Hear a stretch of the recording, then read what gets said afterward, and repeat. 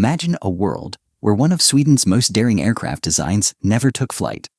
The Saab J21, a sleek, pusher-propelled fighter with a radical twin-boom configuration, was a bold leap for a small nation striving to defend its neutrality during World War II. Its absence from the skies could have rippled across Scandinavia and beyond, altering the delicate balance of power in a region caught between warring giants. Let's dive into how this aircraft's non-existence might have reshaped Sweden's defense strategy, its aviation industry, and the broader European theater, starting with the early days of its conceptual roots. In the late 1930s, Sweden faced a precarious position. Sandwiched between the aggressive expansion of Germany and the looming presence of the Soviet Union, the nation clung to its policy of armed neutrality. The Swedish Air Force, known as Flygvapnet, relied heavily on imported aircraft like the British Gloster Gladiator and the Italian Fiat CR-42. These biplanes, while reliable, were rapidly becoming obsolete against modern monoplanes like the Messerschmitt Bf-109 or the Soviet Polikarpov Was-16. By 1939, Sweden's military planners recognized the urgent need for a homegrown fighter capable of defending its airspace. The Saab Company, founded in 1937 in Trollhättan, was tasked with developing a modern aircraft to meet this challenge. The J-21, with its innovative design, was their answer. But what if Saab's engineers had never pursued this project? Perhaps the funds were redirected, or the design team, led by Eric Bratt, hit an insurmountable technical snag. Let's assume the J-21 never progressed beyond a sketch on a drafting table. Neutrality. Without the J-21, Sweden's air defense in the early 1940s would have faced significant hurdles. The Flygvapnet's reliance on foreign aircraft was already strained by wartime embargoes. Britain, embroiled in the Battle of Britain in 1940, prioritized its own Royal Air Force, limiting exports of modern fighters like the Hawker Hurricane. The United States, still neutral until December 1941, restricted sales of advanced aircraft, like the Curtiss P-40 Warhawk, due to the Neutrality Act. Italy, a supplier of Fiat fighters, aligned with the Axis powers, making further purchases politically untenable after 1940. Without a domestic alternative, Sweden's Air Force would have struggled to maintain a credible deterrent. The Gloster Gladiators, with a top speed of just 257 miles per hour, were no match for the German Junkers Ju-87 dive bombers, which could reach 340 miles per hour, or the Soviet Tupolev SB-2, cruising at 275 miles per hour. A weakened Flygvapnet might have emboldened neighboring powers to test Sweden's neutrality more aggressively. The absence of the J-21 would have forced Saab to focus on less ambitious projects, perhaps accelerating production of licensed designs like the North American B-17, a bomber Sweden built under license as the B-18. This shift would have prioritized quantity over innovation, as assembling foreign designs required less engineering expertise than developing a new fighter from scratch. However, licensed production came with its own challenges. The B-17's Pratt & Whitney twin Wasp engines were difficult to source after the United States entered the war, and Sweden lacked the industrial capacity to manufacture high-performance radial engines domestically.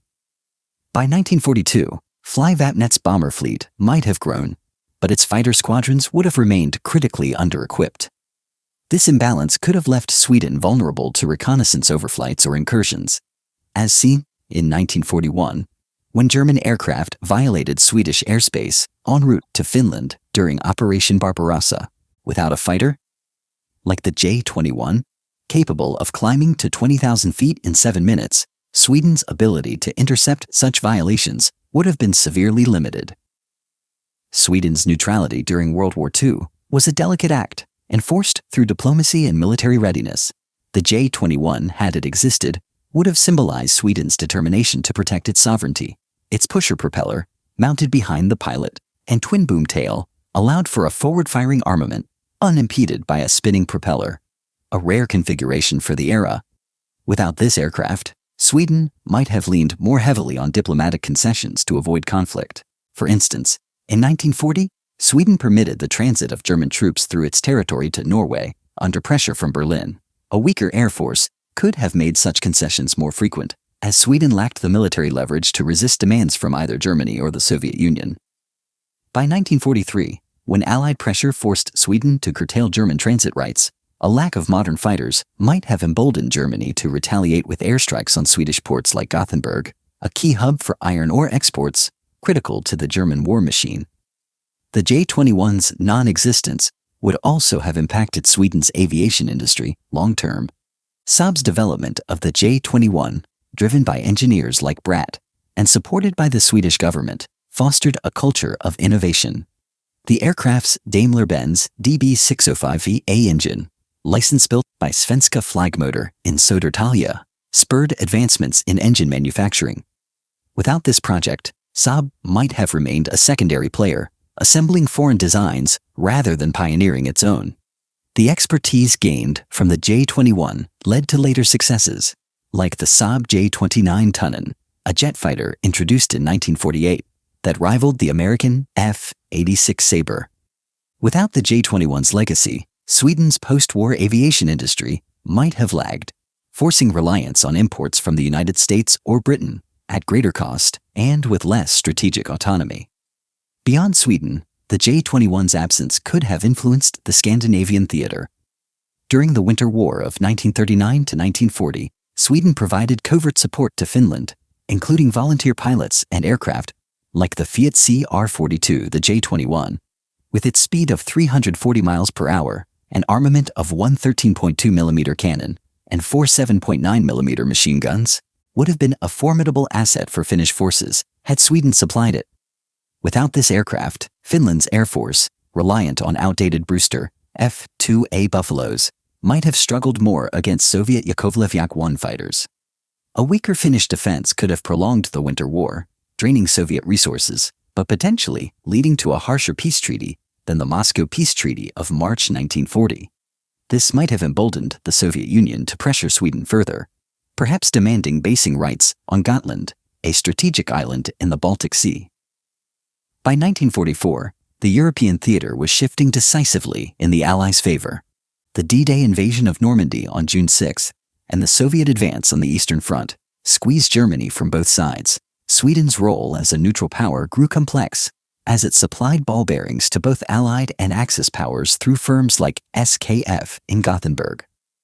The J-21, had it been operational, would have strengthened Sweden's ability to patrol its airspace, deterring violations by German Heinkel HE-111 bombers retreating from Soviet territory or Allied Boeing B-17 flying fortresses seeking emergency landings.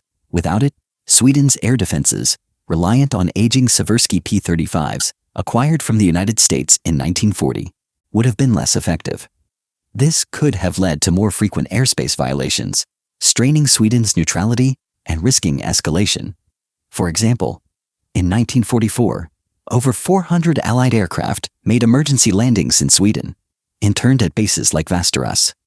A weaker air force might have struggled to enforce internment protocols, potentially drawing Sweden into the conflict. The J-21's design was not without flaws, which might have been magnified had it never been built. Its pusher propeller posed risks to pilots bailing out, as the rear-mounted blades could be deadly. The twin-boom configuration, while innovative, required precise engineering to maintain stability at high speeds. Without the J-21, Saab might have avoided these challenges, focusing instead on conventional designs like the FF-VSJ22, a licensed-built Fiat G55. However, this would have stifled innovation. The J-21's development pushed Swedish engineers to master complex aerodynamics, paving the way for future designs like the Saab J32 Lansen. Its absence might have left Flygvapnet with a fleet of imported fighters, like the British Supermarine Spitfire, which Sweden evaluated in 1944 but found too costly. These imports would have drained Sweden's limited foreign currency reserves, already stretched by wartime trade restrictions. The operational implications of no J-21 extend to Sweden's post-war strategy. By 1945, the Flygvapnet was transitioning to jet aircraft, with the de Havilland Vampire entering service in 1946. The J-21, in reality, served as a bridge between piston engine fighters and jets. With its J-21R variant, becoming Sweden's first jet-powered aircraft in 1947. Without this stepping stone, Sweden's jet program might have been delayed, forcing reliance on foreign jets like the American Lockheed P-80 Shooting Star. This dependency could have aligned Sweden more closely with NATO, undermining its non-aligned stance during the Cold War. The J-21's ejection seat, a pioneering feature tested in 1945 at Linköping, would also have been absent, potentially slowing advancements in pilot safety across Europe. In the broader context of World War II, the J-21's non-existence might have had subtle but significant effects. Sweden's iron ore exports from Kiruna to Germany, shipped via Narvik in Norway, were vital to the Axis war effort. A weaker Swedish Air Force could have invited Allied bombing raids on these routes, as seen in 1944, when Norwegian resistance fighters disrupted shipments.